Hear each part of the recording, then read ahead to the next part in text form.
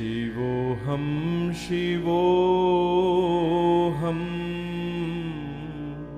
Shivoham, Shivoham.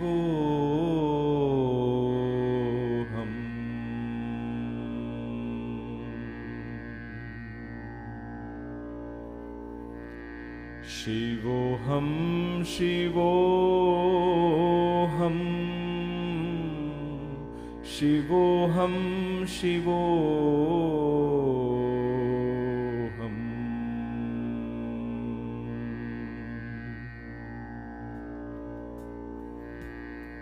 Shivoham, Shivoham.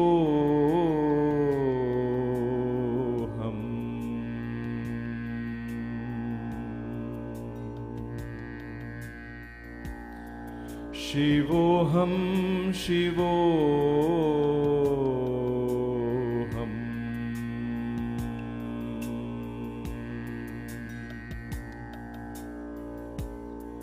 Shivoham, Shivoham, Shivoham, Shivoham.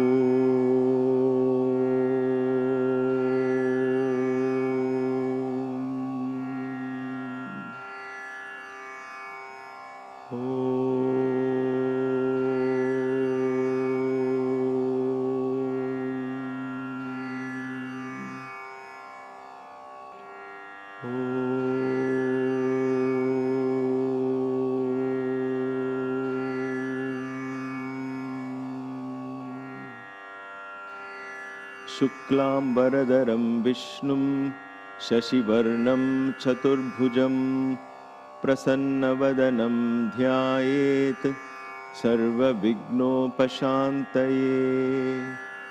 Shri Gurubhyo Namaha. Harihi Om. Manojabam Marutatulyavegam Jitendriyam Buddhimatam Varishtham Vatatmajam Vanarayudhamukhyam Shri Ramadutam Sharanam Prapadhye. Om.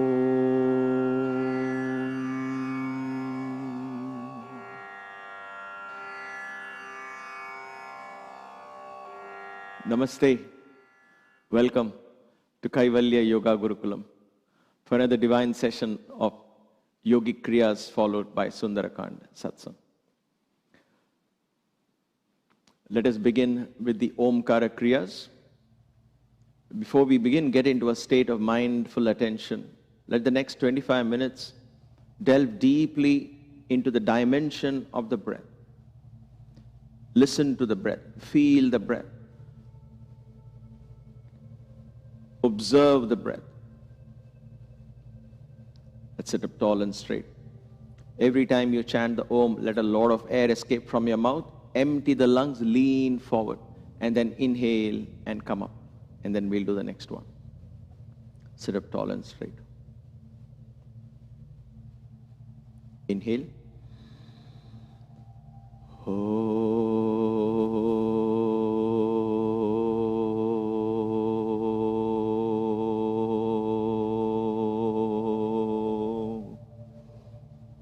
Inhale, come up.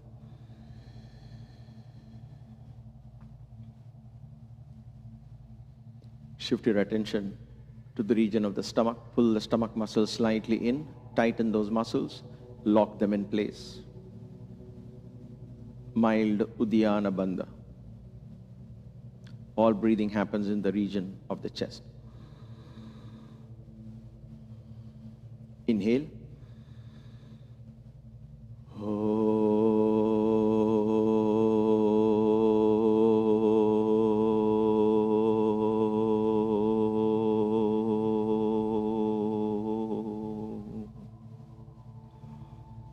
Inhale, come up. Maintaining the bandha, now begin to activate the Ujjayi breath. Partially close the glottis. Suck the air in through the throat. Push the air out in exhalation with the throat. Listen to the sound of the breath. Inhale.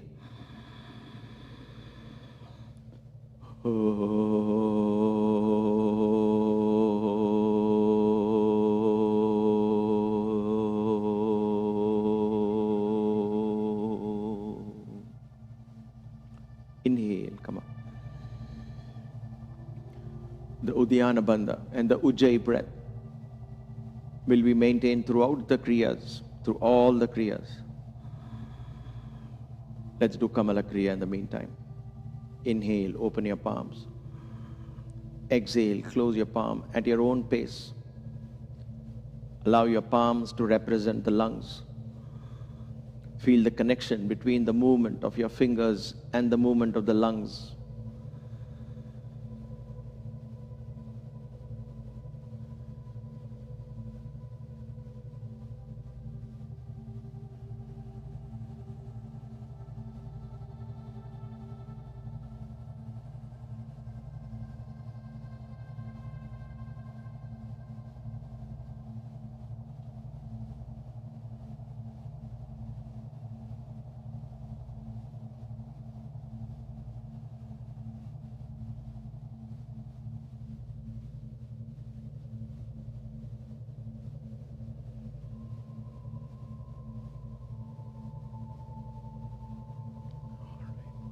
Never underestimate the energy and the power of this.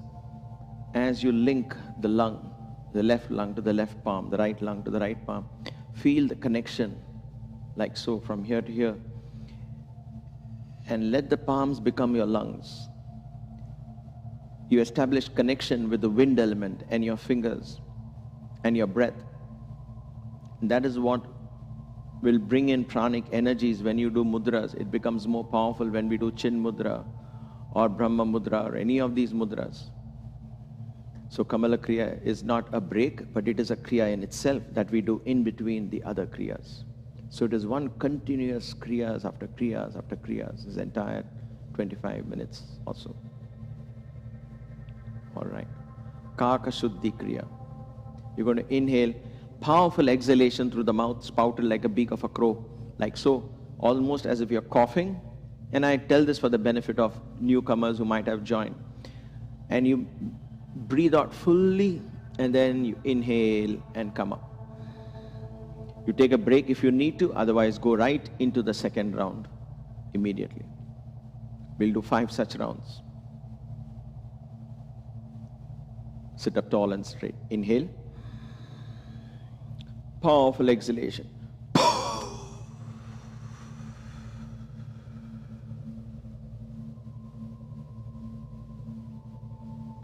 Inhale, come up. And do it at your own pace. And again.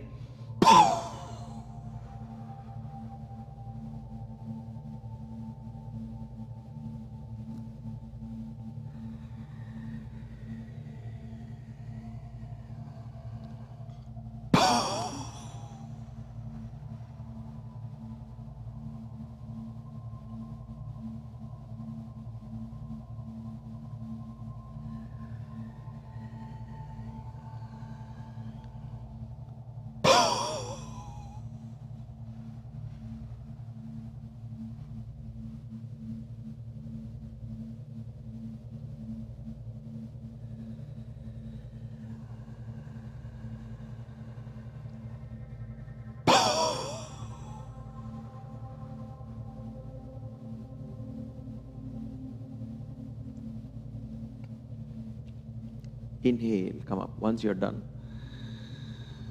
go into Kamala Kriya. Exhale, contract your fingers into a fist.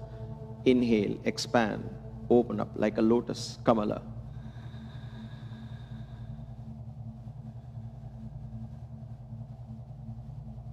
Establish a connection, observe the energy flow from the hands to the lungs and the breath.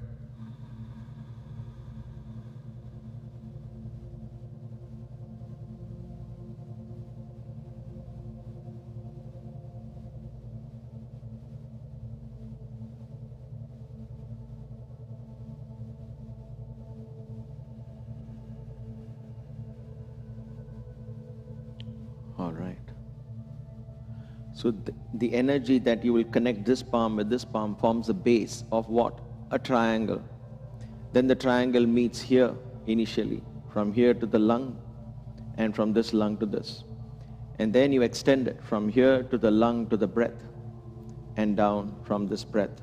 So you establish a triangle, and the triangle keeps increasing from here to here, from here to here, from here to here, and then from here to the center of the head. So you can go on doing Kamala Kriya, visualizing, experiencing these connections throughout. Very powerful practice. Let us do the next Kriya, Agnisara. You're going to breathe out, hold the breath out, pull your stomach fully in, and then flap the stomach in and out. And then inhale. At your own pace, don't wait for my commands. And then once you're done, exhale again and do the same exercise. Let's try and do this 5 times. Sit up tall and straight. If you're very new and if this is your first class, I urge you to go back to the previous days, day 1, day 2, day 3, at least do the first 15, 20 days of this practice and then come back and join. Inhale. Exhale fully.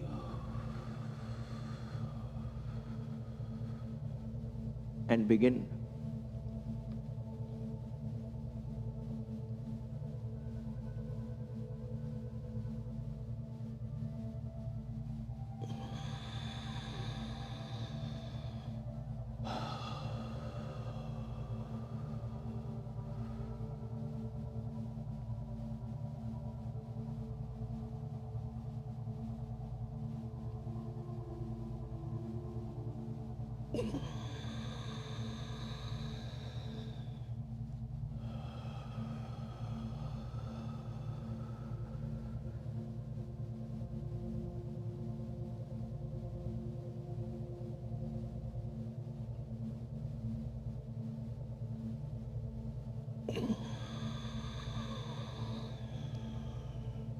Two more to go.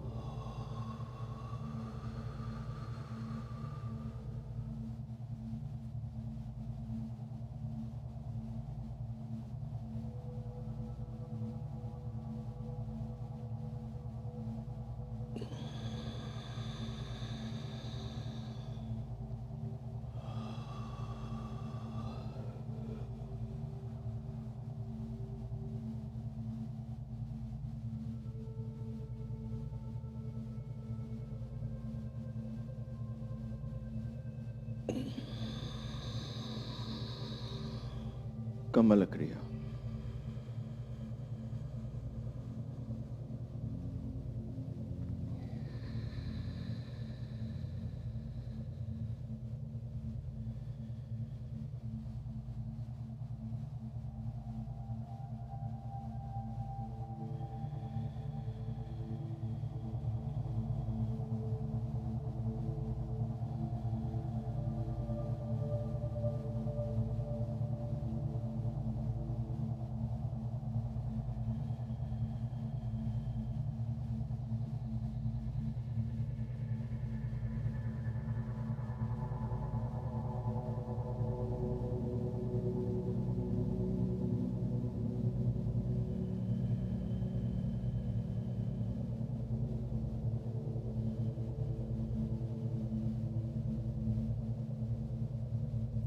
Wonderful. Let's do the Markata Kriyas. 10 steps. Just follow along if you're very new to this. You will get it. It's very simple. We're going to inhale and exhale alternatively with the movements in the body. We'll do 3 of them. Let's begin. Inhale. Exhale. Inhale. Exhale. Inhale. Exhale. Inhale. Exhale. Inhale. Exhale. Inhale. Exhale. Inhale. exhale, inhale, exhale, inhale, exhale, inhale, exhale, inhale, exhale, inhale, exhale, inhale, exhale, inhale, exhale, inhale, exhale, inhale, exhale, inhale, exhale, inhale, exhale, inhale, exhale, inhale, exhale, inhale, exhale, inhale, exhale. One more round. Inhale, exhale,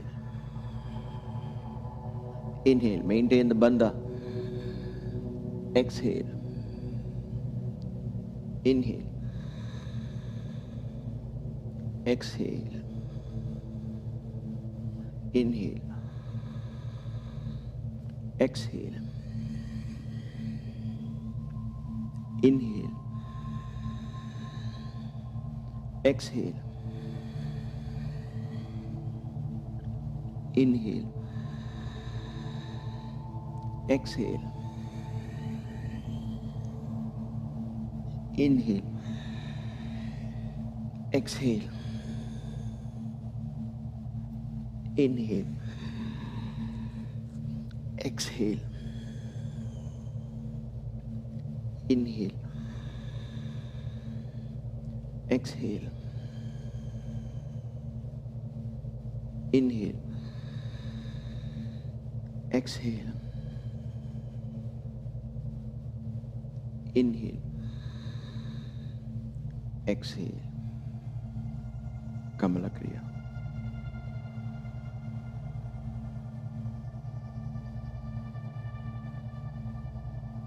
Begin to focus on the length of your exhalations. Listen to the breath.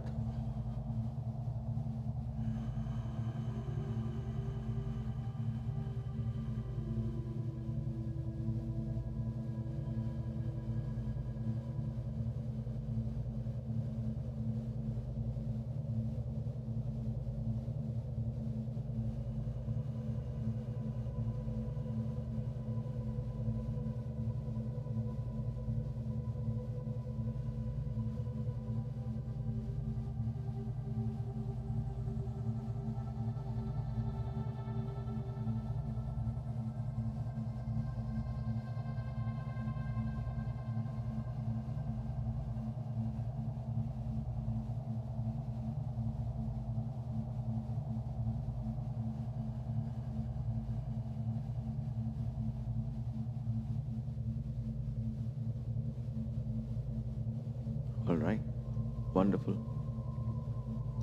Pranaam Asana. Sit in Vajrasana, feet together. Sit up tall and straight. Hands in Brahma Mudra. First fold your thumbs, then your fingers over your thumbs. Place them on either side of your belly button. Low, inhale. As you exhale, gently press your stomach, collapse on top of your thighs. Rest your head on a block or on the ground. Breathe in and out deeply from the back of the lungs. at least 5 rounds of deep breath. Lock the chest.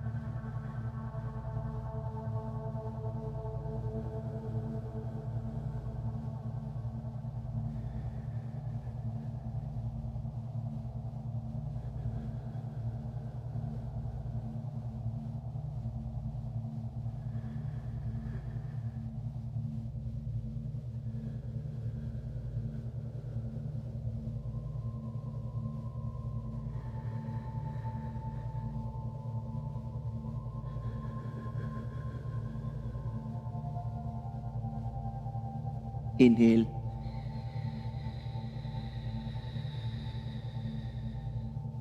Exhale, release the mudra. Maintain this bandha though. Gently let us sit down. Prepare ourselves for Bhastrika.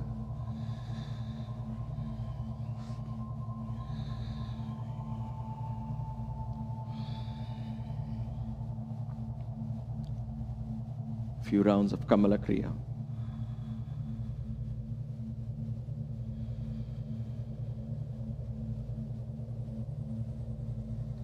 At least 3 mindful, slow rounds between each of the other Kriyas.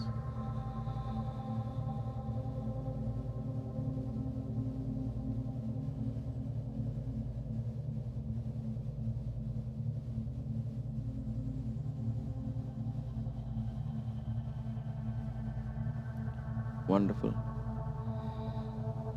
Bhastrika. 30 rounds each. We're going to do 3 rounds. If this is your first class or first few classes, do very less. We have been doing this for the last 80 plus days. So there is a system of learning this slowly.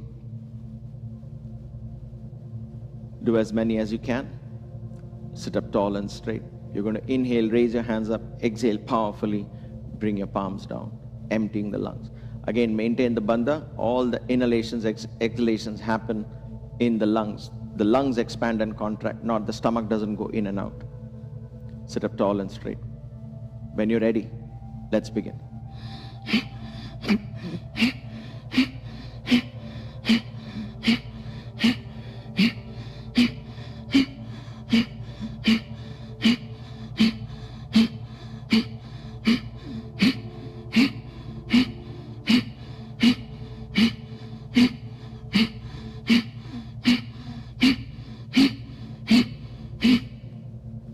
Kamala Kriya.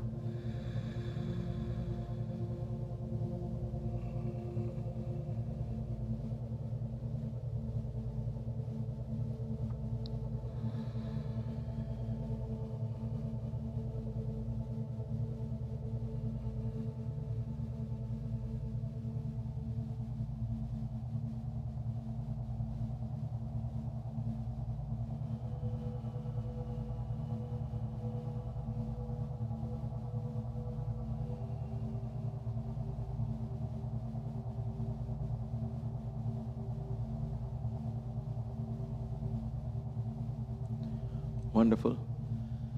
Second round of 30. And 30 is simply a number. Please use it as only as a reference. Do as many as you can. We'll do medium pace. If you wish to continue slow pace, that's fine too. Tall and straight, stomach pulled in. Whenever you're ready, let's go.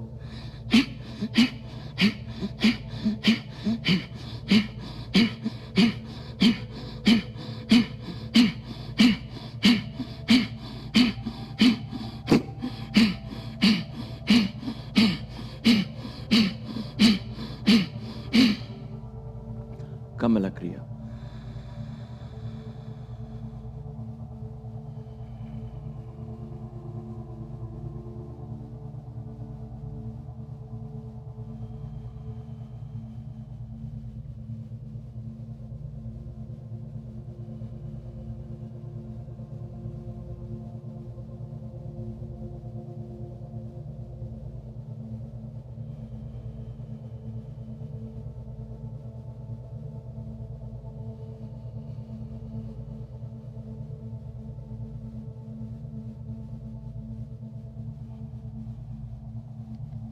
Wonderful. The last round of Bhastrika, 30 more Kriyas. Do it fast paced, but not so fast that you compromise on the integrity of the Kriya. Please, let's go.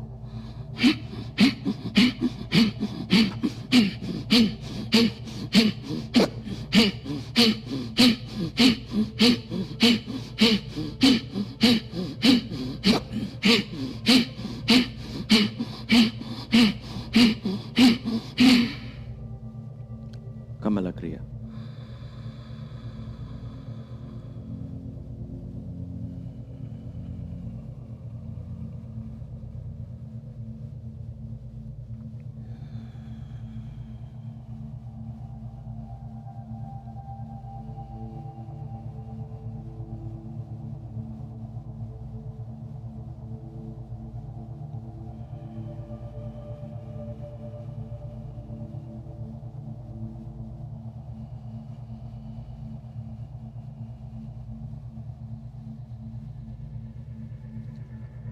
Wonderful.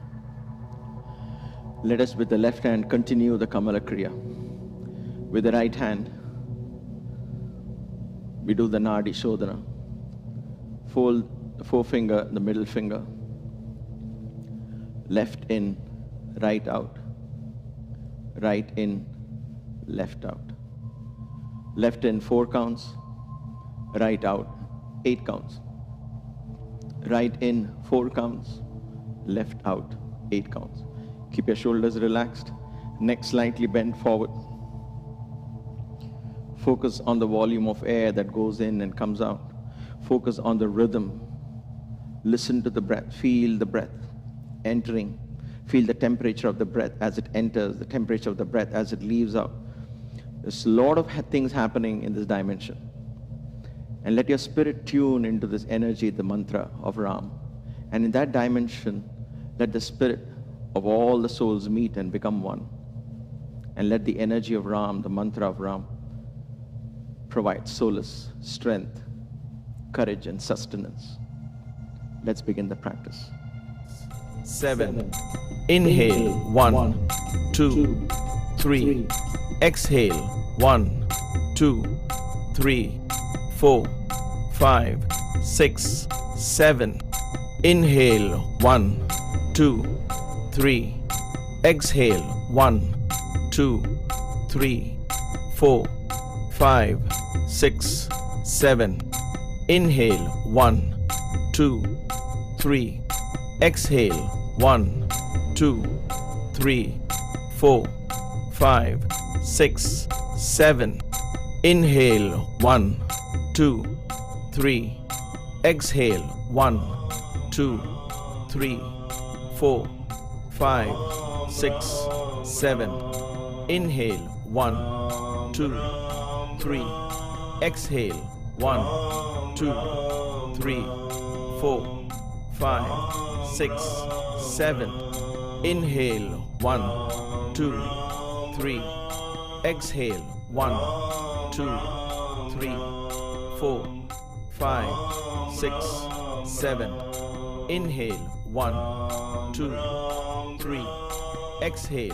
1, 2, 3, 4, 5, 6, 7. Inhale. 1, 2, 3. Exhale. 1, 2, 3, 4, 5, 6, 7. Inhale. 1, 2, 3. Exhale. 1, 2, 3, 4, 5, 6, 7. Inhale. 1, 2, 3. Exhale. 1, 2, 3, 4, 5, 6, 7. Inhale. 1, 2, 3. Exhale. 1, 2, 3, 4, 5, 6, 7. Inhale. Exhale.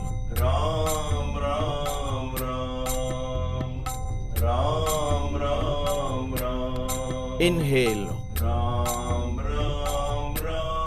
Exhale.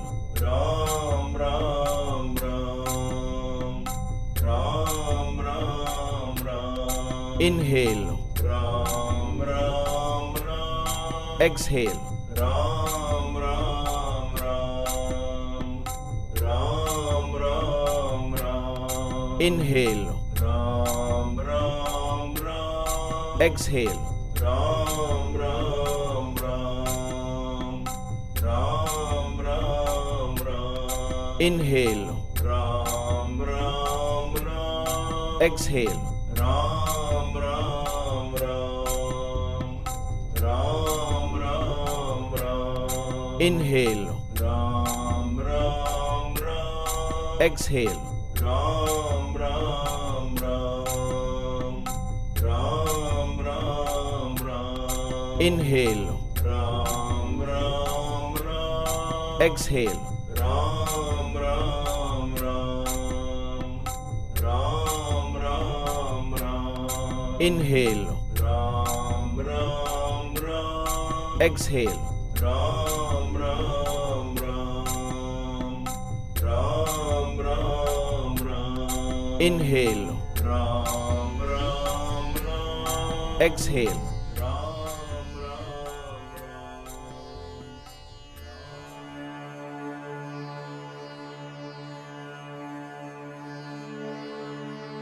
साईश्वराय विद्महे सत्यदेवाय धीमहि तन्नः सर्वः प्रचोदयात्। ॐ साईश्वराय विद्महे सत्यदेवाय धीमहि तन्नः सर्वः प्रचोदयात्। ॐ साईश्वराय विद्महे सत्यदेवाय धीमहि तन्नः सर्वः प्रचोदयात्।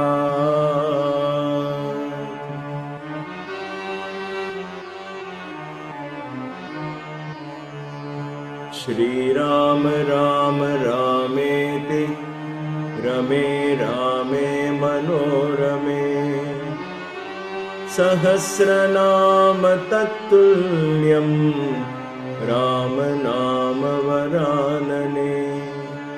श्रीराम राम रामेति रमे रामे मनोरमे सहस्रनाम तत्तुल्यं राम नाम वरानने। श्रीराम राम रामेति रमे रामे मनोरमे सहस्रनाम तत्तुल्यं राम नाम वरानने।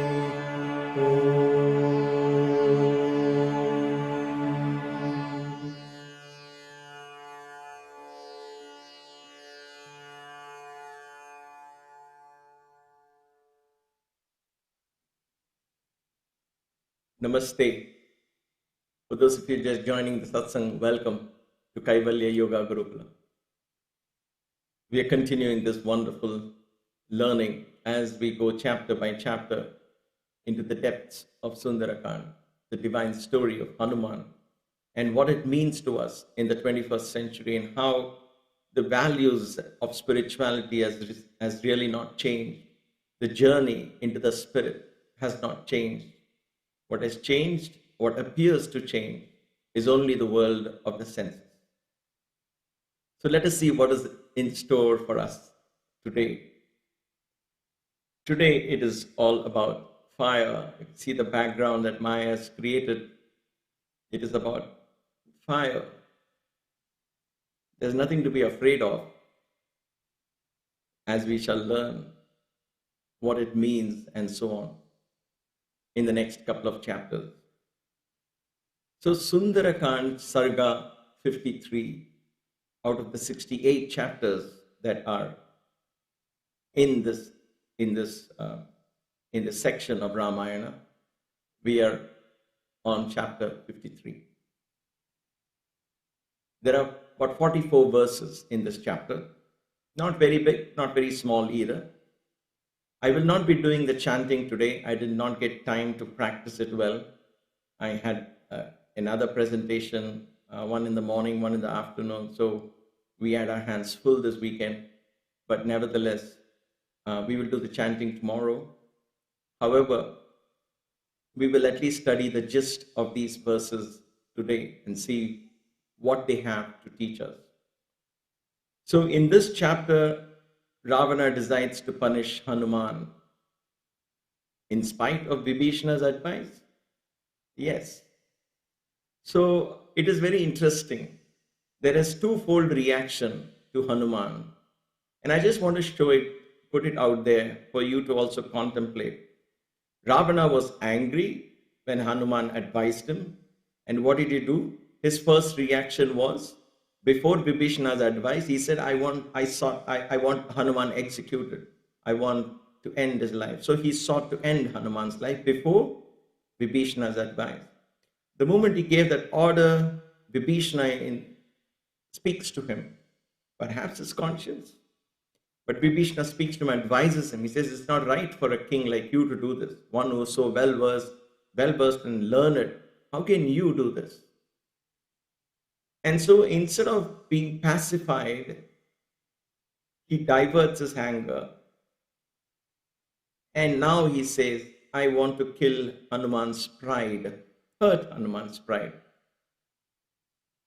So before and after, his attitude has not much changed, but his expression of that inner anger has changed.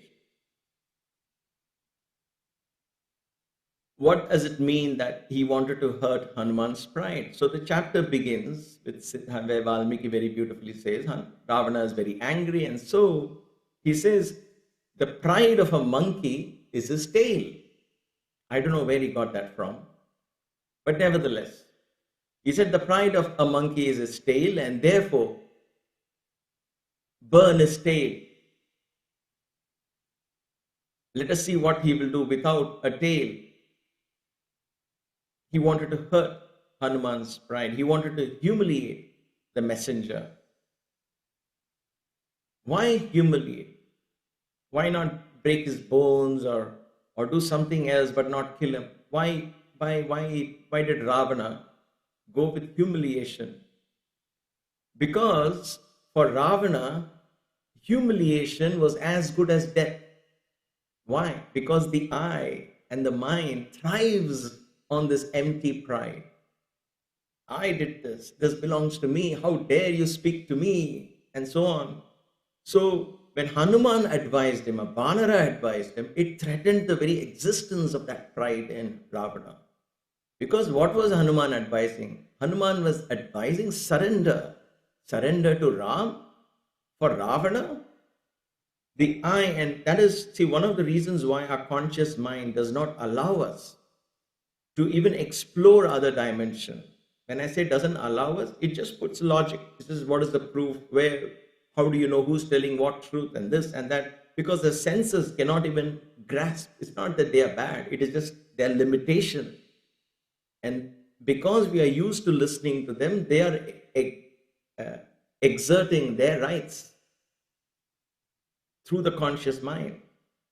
And so for Ravana to surrender is beyond his comprehension. He has never even understood what that means, because he thrives in the I and mind. He is the energy, the manifestation, the personification, the embodiment of I and mind. So for him to surrender would mean equal to death. So when Vibhishana says, don't kill him, Ravana says, aha, I know another way, which is as good as death. Now, this is our interpretation, of course.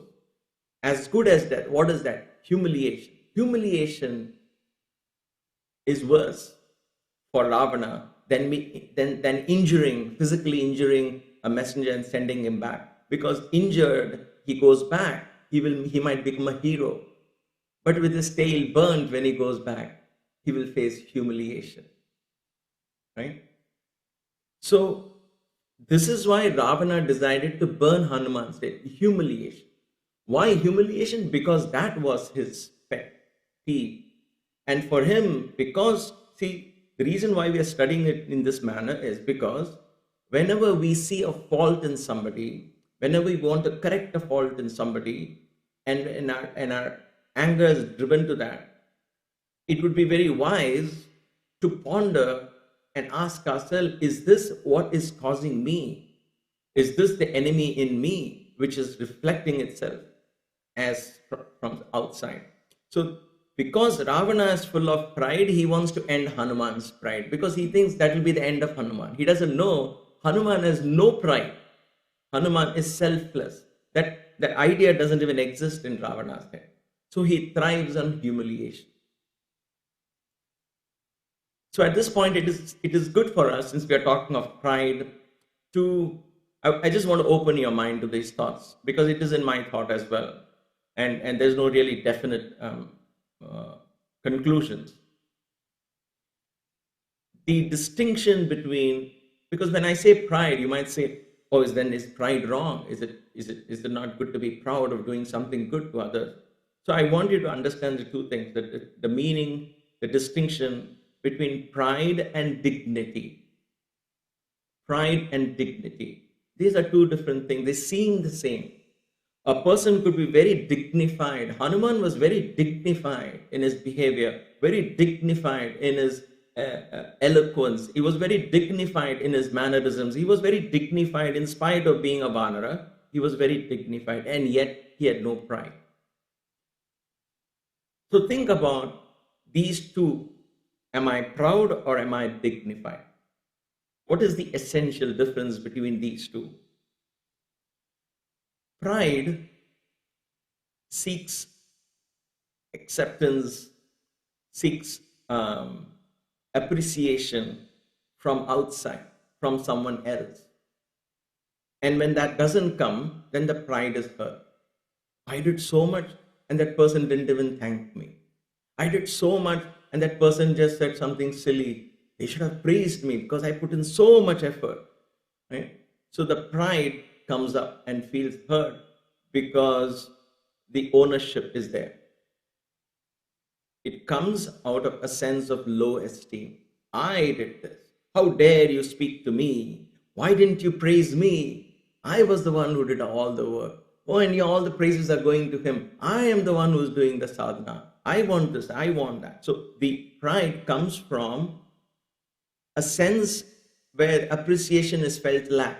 It actually comes from a low self-esteem. So in order to compensate for that low self-esteem, I put myself up there and demand respect from the outside. So that is pride. Which is why in spirituality, of course, there is no room for that. Why? Because the spirit then fails to expand in our consciousness. Our consciousness gets caught with I, who's recognizing me, who's not recognizing me. I have done yoga for so many years. I need recognition and this and that. And so the I gets bloated. I have been singing for so many years. I have been practicing painting for so many years. I have been the CEO of this company for so many years. I have amassed and made such a big businessman, and yet the community is not even giving me that respect that I deserve. All of this is the I. So when you and I feel hurt by somebody's comment or by the lack of praise, when you do something, if you're hurt, then know that there is pride that causes that hurt. And then rather than going outside with that hurt, you got to examine and say, wait a minute, I have to learn to let go of this. Didn't I enjoy doing what I did? Then why do I worry about what others have to say? So that is important. That is pride. And that is what is frowned upon. Mada, Matsarya. So madam is pride. That is pride. The other side is dignity. Dignity is not frowned upon. Dignity is a tremendous quality. So where does dignity come from? It comes from an idea of self-worth. I am worthy of something. I am doing something good. I am enjoying this. I don't want anyone to pat me on my back. I know what I'm doing. My conscience is guiding me. My divinity is guiding me. And therefore, I am one with what I'm doing. I feel happy. And at the end of it, you don't look around. How did I sing this bhajan? How did I sing this bhajan? Or how did I do this program? Or how did I do this composition? Or what about my yearly appraisal? I am not afraid of any of that. I don't look for it. because I have done my very best in focusing on excellence, because I believe that within me there is excellence, potential to excel myself. And therefore, I compete with myself, I excel myself. And I keep on working on that. And in that continuous expansion of excellence, in that continuous expression of that excellence, I find complete satisfaction. And therefore, I find dignity. For those of you who are new to Sai Baba's circle, there is a seva, a service in Prashanthanilayam, in the ashram, and all over the world actually, where very educated people, very well-to-do people, scholars in their fields, doctors in their fields, scientists in their fields, teachers, professors, they will come down and do things that one would question, wait a minute, really? Why are you doing this? Like cleaning the toilets, cleaning the washrooms, sweeping the floor. If you go to any of the Sai Baba retreats here in the US, they don't have paid volunteers to do this. They don't ask, oh, you children, come on, you all do and clean. No. There are grown men and women, all of them very qualified. They will be on their knees doing very trivial tasks, cleaning, washing used plates after lunch, washing vessels, all the things that we would normally say, oh, let's hire somebody to do those little things. The trivial tasks, if you will, and the so-called unhygienic tasks. But they would go and do it. They still do that every year.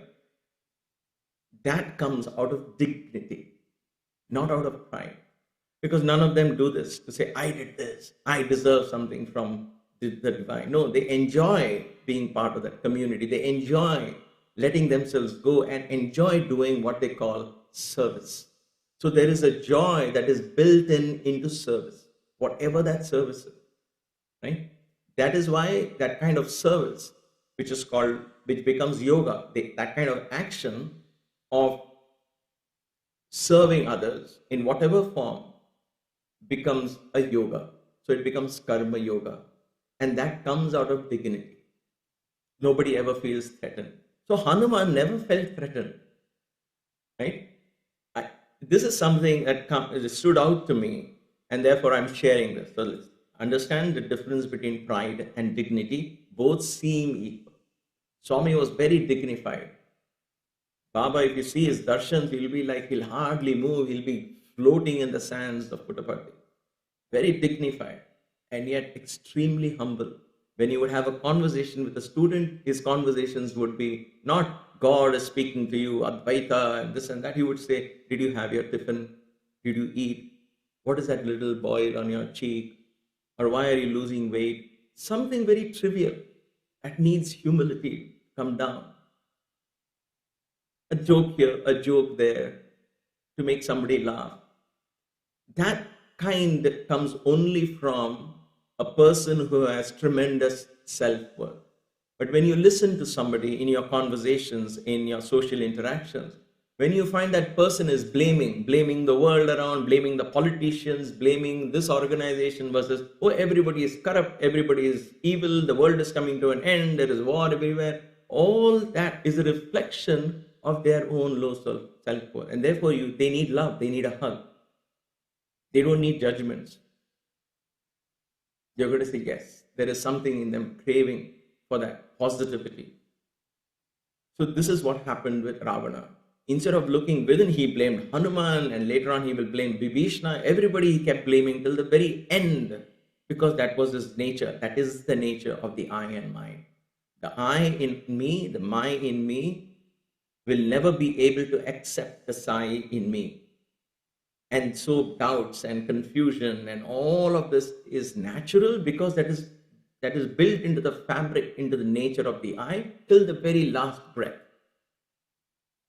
So one has to learn to ignore, hug, pacify, and move on.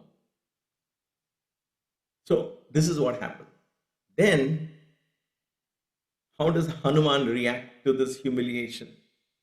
So Hanuman was caught, he's already tied with ropes. So they catch him drag him outside. Now that Ravana has given them a free hand, these demons who are already uncontrolled in their impulses and actions, they're like, wow, we can actually do this with permission. Okay, let's go. And they drag him around the city, humiliating him, getting cotton and tying it on a stake. Now, just a small technical FYI. In Valmiki Ramayana, if you notice, there are two things missing from the very popular versions of the Hanuman story. I'm taking a diversion just to go to the story because I had a couple of questions that came up. One thing is Valmiki's Ramayana, which is the original Ramayana, does not talk about Hanuman making a throne of his own tail and sitting higher than Ravana in Ravana's court. If you notice, in the last two chapters, it wasn't mentioned. So I didn't find it in Valmiki Ramayana, because the popular version is Hanuman goes, Ravana doesn't offer him a seat, so Hanuman lets his tail grow big, he circles and he sits right on top, much higher than where Ravana is seated. Okay, so I just want to say that origin is not from Valmiki Ramayana. It doesn't mean it's not there in the story. I don't know. I can't comment on that. That's one. The second one is that when they were tying this cotton to the tail of Hanuman, the popular version is the tail grows and then they run out of cotton. The entire city runs out of cotton because the tail keeps growing long, long, long. That is not what Valmiki talks about. So Valmiki just says he grew and the tail a little bit, he grows in size, they bind him and then they tie cotton to his tail. And then as they're going to light, they drag him around in humiliation all around the streets of Lanka. An important lesson is coming here. Hanuman, the warrior, is humiliated. You and I getting humiliated, we'll say it's okay. We are all getting humiliated because we are not trained to be warriors as mighty, as powerful as Hanuman.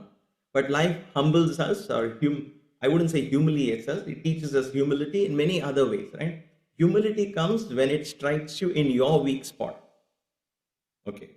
So Hanuman's weak spot, as any warrior is, I am a warrior. I can fight. That is what I'm trained for.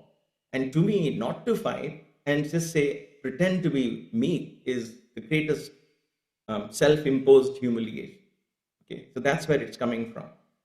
If I know there are people from the army, the Air Force, in the Satsang, and so they can perhaps relate to that. So they are not trained to this kind of where they'll have anger and they'll have. So that's training in a warrior, right? So Hanuman bears this humiliation.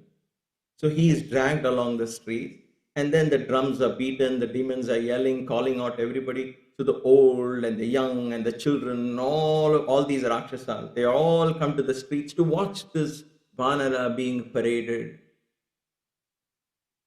And then comes when they're about to light the tail with fire.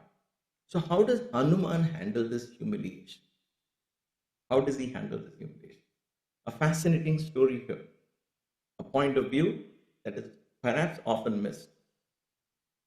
Hanuman thinks, and in the words of Valmiki, Hanuman is now saying, let me continue this. I can escape anytime I want. I will kill these demons, there's no doubt about it, once I desire to. But at this point, because once he gets out and he starts a war, then he has to finish it and go back, right? This is all on his way back to Rama. So he says, let me go through this. What I will do in the meantime is I saw Lanka only in the night.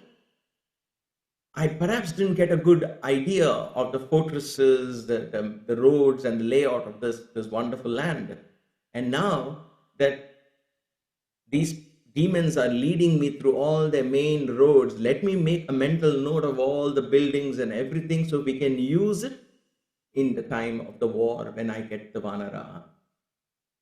I thought that was a fascinating aha moment. This is what dignity is about.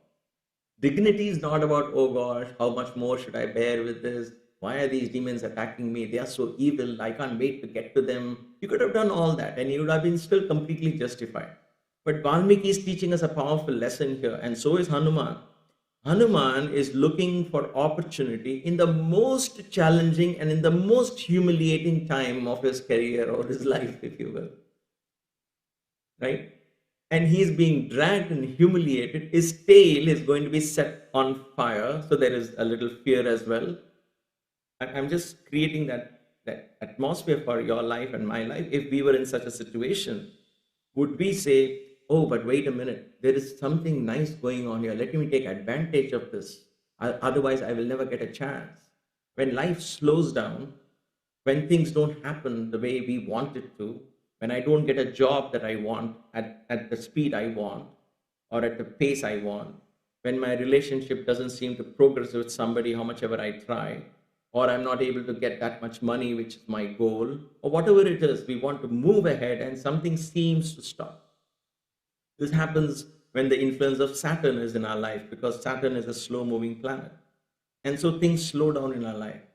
But most of us, what do is we use that opportunity to, how do I escape from this? What puja can I do? What can I do? Oh my God, my life is coming to an end. I'm losing everything. I want to hold on to everything. And we make such a big ruckus out of this whole situation.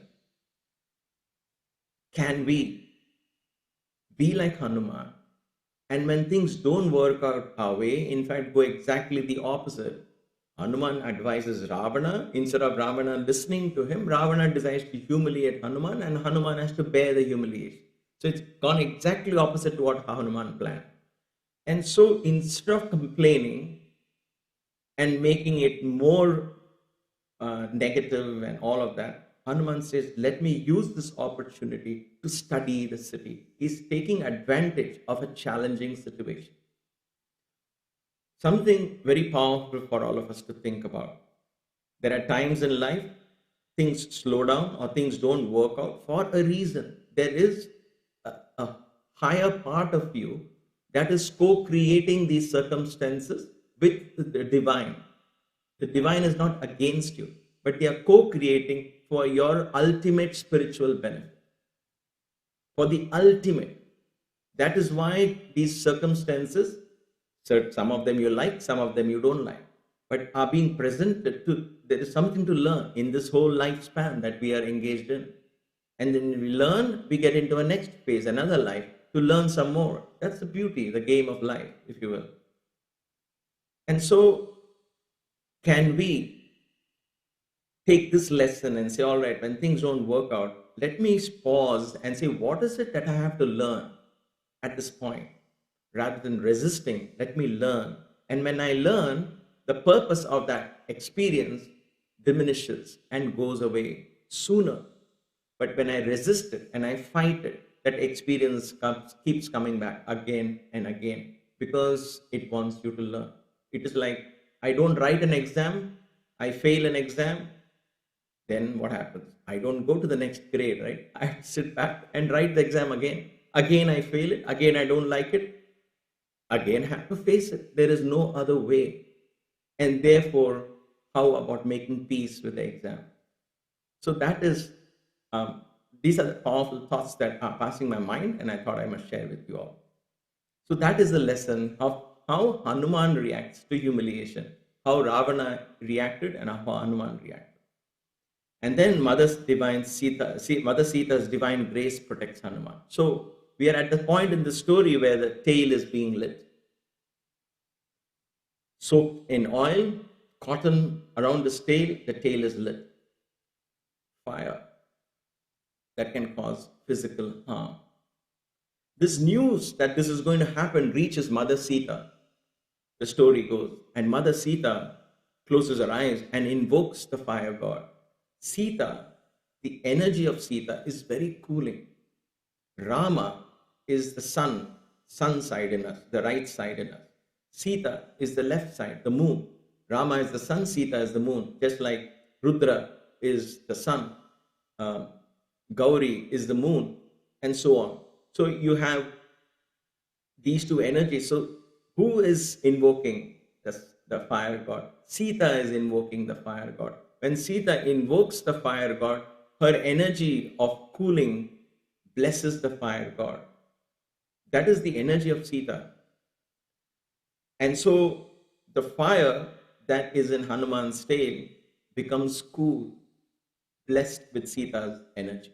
The story goes like that. So Sita invokes the god and tells him, if I have been true in my austerity, then do not harm Hanuman. It seems like a prayer that Hanuman and that Valmiki writes, and it seems like the fire god is obliging Sita, but it's exactly the other way around. Sita is actually ordering the fire god.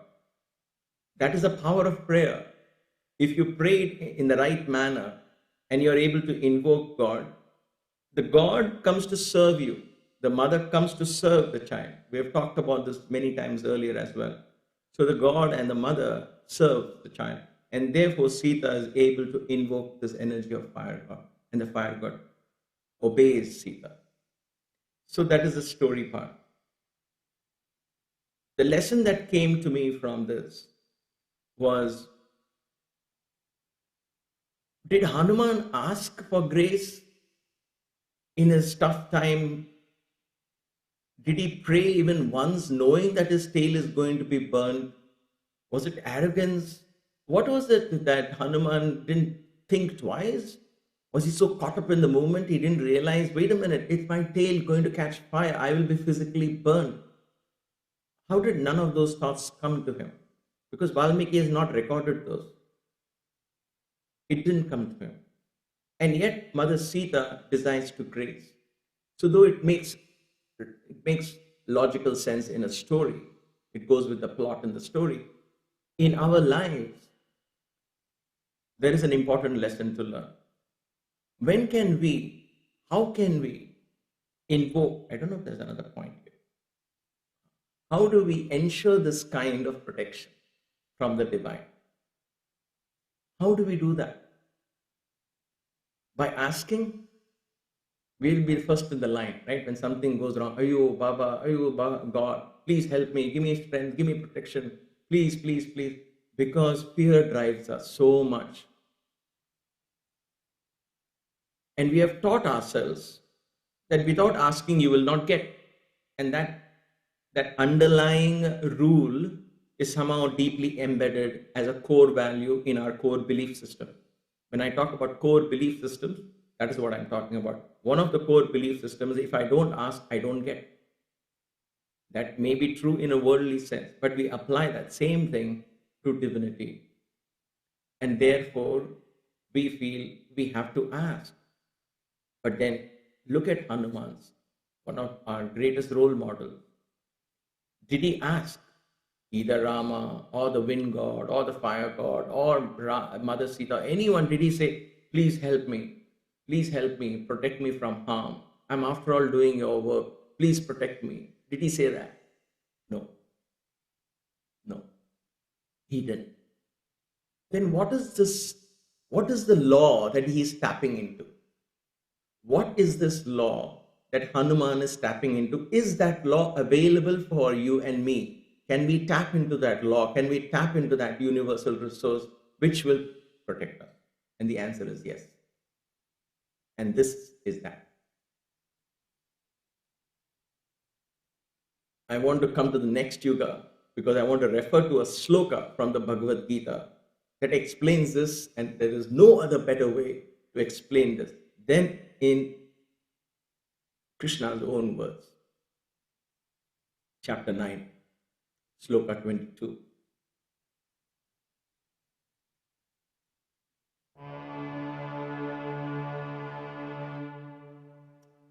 I'm a little tired, I won't sing. So I'll at least say this because it's such a beautiful verse. Ananyas chintayanto mam ye jana paryupasate tesham nitya bhiyuktana yoga kshemam vaham.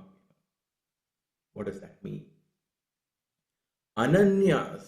I didn't write the English one because I want you all to listen to me. I want this to go deep into our hearts. This is the secret. Ananyas chint. Ananya means endlessly, continuously, limitlessly, without a break, ceaselessly. Yeah, that's the word I was looking for. Ceaselessly. Ananya, ananta, right? infinite, continuous, ceaseless. Ananyaha chintayantaha, chintayanto, chintaya. Chinta means chintana. Chintana is contemplation, thinking, ceaseless thinking, continuous contemplation. Of what? Of whom? Ma, of me. This is the universal consciousness speaking. We can, yes, of course, Krishna is speaking this through the words of Krishna, but Krishna is that at that moment identified himself with the universal consciousness. And that is what is coming through this avatar. Just like Sai Baba would say, I can turn the sky into the earth, earth into the sky, and people say, why didn't Sai Baba do that? But at that point, you don't realize it's that consciousness that is completely in tune with this infinite consciousness that finds words, which we will sit and expand and try to understand over the next few millennia. So Krishna is speaking this. Krishna is an instrument here. The avatar is allowing these words to flow through it. What is the word? Ceaselessly contemplating on me, Ma. Who can do that? Ye jana, whoever, anyone who ceaselessly contemplates on me. This me is not Krishna. Me is the divine consciousness. It can be Krishna, it can be Rama, it can be Shiva, it can be you, me, anyone. But it is all of this included and much more. The I, the big I, the Advaitic Brahman, the Shiva consciousness, the Krishna consciousness, the Buddha consciousness, that ceaselessly contemplating on the I. Whoever worships, paryupasate, worships, tesham, to them, nitya abhiyuktanam, to them who are constantly in this act of worship, yoga kshemam vahamyaham. Vahamyaham means I shall carry. Vahamyaham, vaham is carry, aham is I, vahamyaham, I carry. I carry what? To those who ceaselessly worship me, to those who are constantly engaged in this act of worship, I shall carry what? Yoga kshemam. Their complete welfare. Yoga here stands as a metaphor for manifestations of all kinds, culmination of everything. Kshema is a thing can manifest in your life, but then you got to hold it there, right? You got to protect it. You got to, if water comes out of the tap, then water has to continue coming. It just comes for a few seconds and stops, then what's the point? So water is coming, but it comes continuously. So yoga and kshema is providing the welfare, protecting that which is given to you. So he gives you the highest yoga, which includes all other small little things, everything. Yoga means manifestation, union, culmination of all your efforts in success. So yoga and kshema, he protects that. I shall carry that burden of doing that. Right? So we focus so much on the end, right? We love the ending. Yoga kshemam vahamyaham. Then why are you not doing? Then why is God not doing? We have missed the most important part. First part. Ananya chintayanto. Ananya, ceaselessly. Are we engaged in that kind of work? Now you say, aha, that was the catch. It's impossible. No, it is possible. Trust me, it is possible. Not by giving up your family and giving up your career and giving up. Not that kind of. That is our idea of somehow we think spirituality is away from our everyday life. That is our fault in understanding.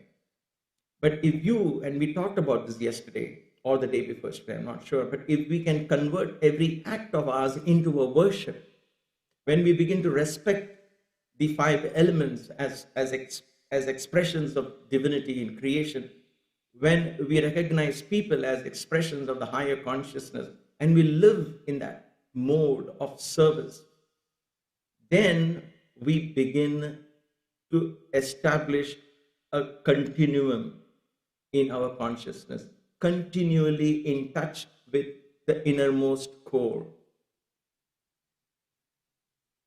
And that is what Krishna talks about. When you're completely, continuously engaged in my work, in my worship, then I shall carry the burden of your welfare. So let's go back and apply this to what Hanuman did. So at this point, Hanuman doesn't have to pray because a universal principle is in place. When Hanuman is selflessly engaged, this is so difficult for us to understand in the 21st century. That is why we dismiss this as philosophy, as religion, as humbug. And it's natural to do that. But I want us to stop that urge and just pause for a minute and say, what is so bad about being selfless? What is so wrong about being humble? How can I be a loser? Hanuman had this. And selflessly, when he engaged in the work of Rama, his chosen ideal, fearlessly, completely at one with looking at every opportunity to better that service, then the energy of Rama and Sita automatically became protective. They protected him. They energized him. So this is absolutely true and extremely possible. I don't know how much words, adjectives I should use here. You know it in your life, true. You have got glimpses, I'm sure, and experiences of this, right? But without asking, when you're engaged in something a little bigger than yourself, then even without asking, a sense of deep fulfillment comes. This is inherent and very easily experienced by a mother or a child. She selflessly gives herself to protect the child. The child doesn't ask. The child just looks into the mother. The mother knows that the child is completely dependent on her, the newborn child. And therefore the mother will drop everything, and the mother carries the burden of the child's welfare. The mother protects the child, and this is true not in human beings alone, but across all species. There are some very interesting YouTube videos where a mother buffalo will fight a pride of lions. A mother hen will fight a king cobra. If you think, what do I watch once in a while? These are the things I watch. I find it very fascinating. It gives you an insight into creation. What is the energy? Where is the king cobra and where is mother hen? But she fights it, and actually the snake goes away. The mother carries the burden of protecting, because at that point, the mother knows that these children or the child is completely dependent on her. For those of you who have been parents, you can relate to that. You don't wait for the child to ask. It doesn't work that way. It doesn't work that way. And what happens when the child starts speaking, when the child starts asking? You will be like, okay, if he's hungry, he will know, he will come. Let them play now. He won't eat, I can't force him. If he's hungry, he will come. That time I'll feed him, says the mother. When the child is 7 years, 8 years old and out playing, what happened to that mother who would go pick up the child? You can't, because now the child is beginning to depend on his own resources. And so the mother stays back. This is a universal law. So take that law and apply it in the spiritual. In the spiritual world, we are forever infants, and it is okay. And it is good to be that. It's a blessing to be an infant. It is a blessing to be a beginner in spirituality. When we say, I'm only a beginner in spirituality, it's a blessing, actually. Because at that point, you are an infant. And all you need to do is depend. Ceaseless, ananyas chintayanto mam. That is all that is required. It's not easy, but that is all that is required. Yogic Kriyas. He says, I will carry the burden of that person's welfare. I have no reason to doubt this. And I'm sure you don't. But let us, at this moment of Hanuman, being put through so much humiliation, learn this valuable lesson. And how did Sita protect Hanuman? and how that same energy, that Mother Sita, the mother of the universe, this universal principle that is creative energy, and we are all part of that creation, why wouldn't that energy protect us? And therefore, all we have to do is ceaselessly be in tune with that energy, with complete acceptance. Let us take that as the lesson today from this beautiful verse. Invoke Hanuman and go into the Hanuman Chalisa.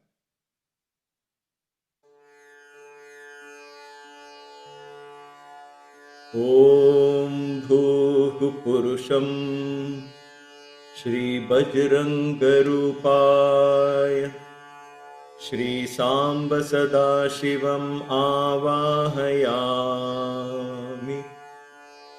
Om Bhuvaha Purusham Shri Maruti Rupaya Shri Samba Sadashivam Avahayami. Om Suvaha Purusham Shri Chiranjeevi Rupaya Shri Samba Sadashivam Avahayami. Om Bhurbhuvassuvaha Purusham Shri Ramaduta Hanuman Rupaya Shri Samba Sadashivam Avahayami. Om.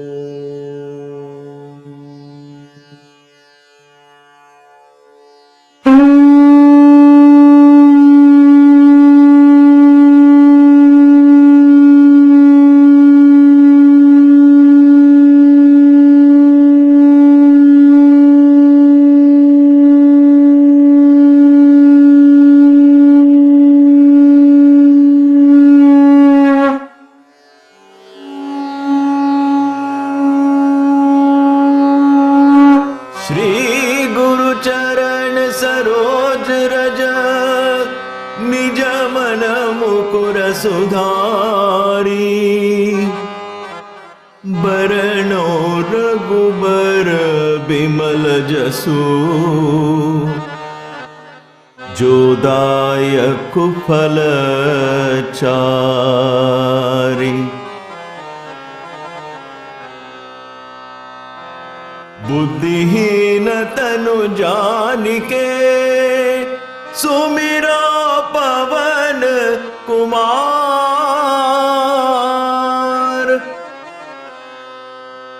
बल बुद्धि विद्या देहु मोहे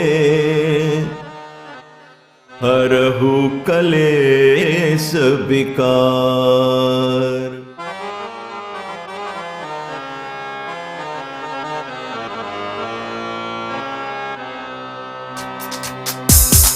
राम राम राम राम राम राम श्री राम राम राम राम राम राम राम राम राम राम राम राम राम राम श्री राम राम राम राम राम। जय हनुमान ज्ञान गुण सागर जय कपीस तिहु लोक उजागर। रामदूत अतुलित बल धामा अंजनी पुत्र पवन सुत नामा। महावीर विक्रम बजरंगी कुमति निवार सुमति के संगी। कंचन वरण विराज सुबेसा कानन कुंडल कुंचित केसा। हाथ वज्र और ध्वजा विराजे कांधे मूंज जनेऊ साजे। शंकर सुवन केसरी नंदन तेज प्रताप महाजगबंदन। विद्यावान गुणी अति चातुर राम काज करिबे को आतुर। प्रभु चरित सुनिबे को रसिया राम लखन सीता मन बसिया। राम राम राम राम राम राम राम श्री राम राम राम राम राम राम राम राम राम राम राम राम राम श्री राम राम राम राम राम राम राम राम राम राम राम राम राम श्री राम राम राम राम राम राम राम राम राम राम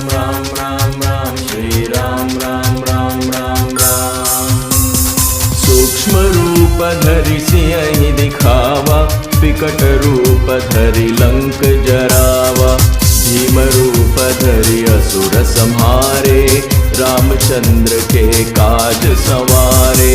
लाए सजीवन लखन जियाए, श्री रघुबीर हर्षि उर लाए। रघुपति कीन्ही बहुत बड़ाई, तुम मम प्रिय भरत ही सम भाई। सहस बदन तुम्हरो जस गावे, अस कहि श्रीपति कंठ लगावे। सनकादिक ब्रह्मादि मुनीसा, नारद सारद सहित अहिसा। जम कुबेर दिगपाल जहाँ ते, कवि को बिद कहि सके कहाँ ते। तुम उपकार सुग्रीव ही कीन्हा, राम मिलाए राजपद दीन्हा। राम राम राम राम राम राम राम, श्री राम राम राम राम राम राम राम। राम राम राम राम राम राम राम, श्री राम राम राम राम राम राम राम। राम राम राम राम राम राम राम, श्री राम राम राम राम राम राम राम। राम राम राम राम राम राम राम, श्री राम राम राम राम राम। तुमरो मंत्र विभीषण माना, लंकेश्वर भय सब जग जाना। जुग सहस्र योजन पर भानु, लियो ताहि मधुर फल जानू। प्रभु मुद्रिका मेलि मुख माही, जलधि लांघि गए अचरज नाहि। दुर्गम काज जगत के जेते, सुगम अनुग्रह तुम्हरे तेते। राम दुआरे तुम रखवारे, होत न आज्ञा बिन पैसारे। सब सुख लहे तुम्हारी सरना, तुम रक्षक काहू को डरना। आपन तेज सम्हारो आपे, तीनों लोक हांकते कापे। भूत पिशाच निकट नहीं आवे, महावीर जब नाम सुनावे। राम राम राम राम राम राम राम, श्री राम राम राम राम राम राम राम। राम राम राम राम राम राम, श्री राम राम राम राम राम राम राम।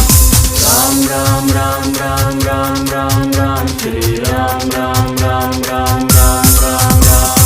राम राम राम राम राम राम, श्री राम राम राम राम राम। नासै रोग हरे सब पीरा, जपत निरंतर हनुमत बीरा।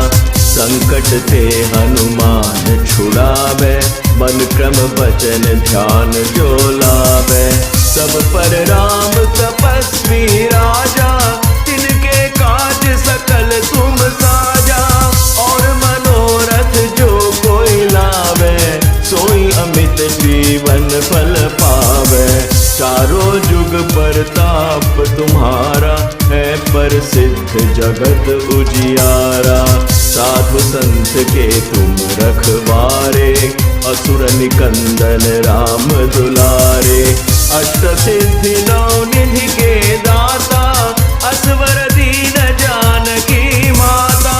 राम रसायन तुम्हारे पासा, सदा रहो रघुपति के दासा। राम राम राम राम राम राम राम, श्री राम राम राम राम राम राम राम। राम राम राम राम राम राम, श्री राम राम राम राम राम राम राम। राम राम राम राम राम राम, श्री राम राम राम राम राम राम राम।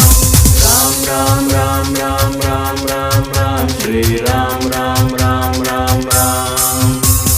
तुमरे भजन राम को पावे, जन्म जन्म के दुख बिसरावे। अंत काल रघुबरपुर जाई, जहाँ जन्म हरि भक्त कहाई। और देवता चित्तन धरई, हनुमत से सर्व सुख करई। संकट कटे मिटे सब पीरा, जो सुमिरे हनुमत बलबीरा। जय जय जय हनुमान गोसाई, कृपा करहु गुरुदेव की नाई। जो 100 बार पाठ कर कोई, छूटहि बंदी महासुख होई। जो यह पढ़े हनुमान चालीसा, होए सिद्धिसा की गौरीसा। तुलसीदास सदा हरि चेरा, की जय नाथ हृदय महाडेरा। राम राम राम राम राम राम राम, श्री राम राम राम राम राम राम राम। राम राम राम राम राम राम राम, श्री राम राम राम राम राम राम राम। राम राम राम राम राम राम राम, श्री राम राम राम राम राम राम राम। राम राम राम राम राम राम राम, श्री राम राम राम राम राम। पवन तनय संकट हरण, मंगल मूर्ति रूप। राम लखन सीता सहित, हृदय बसहु सुरभूप।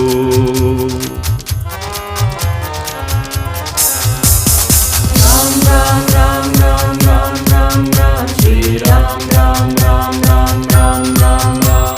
राम राम राम राम राम राम राम, श्री राम राम राम राम। जय श्री राम।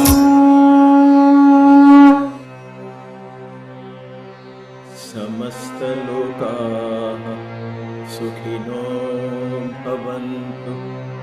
समस्त लोकाः सुखिनो भवन्तु।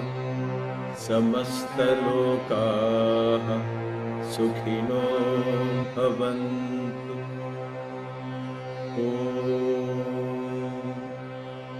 May all the beings in all the worlds be happy.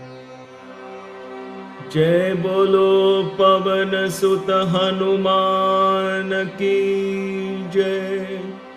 Siyavar Ramchandra की जय। सतगुरु साईनाथ महाराज की जय। नमः पार्वती पतये, हर हर महादेव। ओम शांति शांति शांति।